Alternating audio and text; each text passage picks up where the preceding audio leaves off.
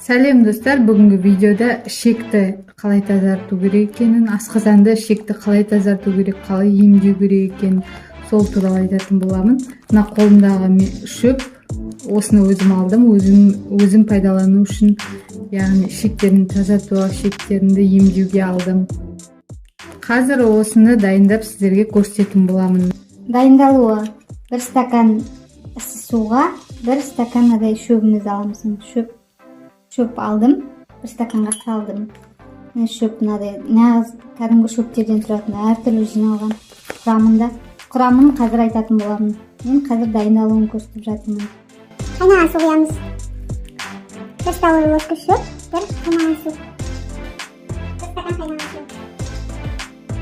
Отына бұқтырып, 30 минут бұқтырып қою керек. Керемет, әртүрлі шөптерден тұрады құрамы. Әртүрлі шөптерден жиынтығы кәдімгі шөп. Адам табиғатқа жақын болады, бұл табиғи шөп кәдімгі.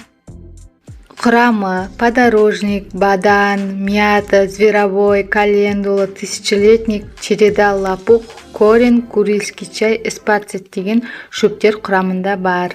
Бұл арнайы шөптер жиынтығы, осы аурудың өзіне әдейі арнап жасалған шөптер жиынтығы болып саналады. Қолданылуын жаңа айтып кеттім. 1 үлкен қасық шөп және 1 стакан қайнаған суға саласыз. Содан кейін 30 минут бұқтырып қоясыз. Күніне 2 рет ішесіз, тамақтанар алдында 30 минут бұрын.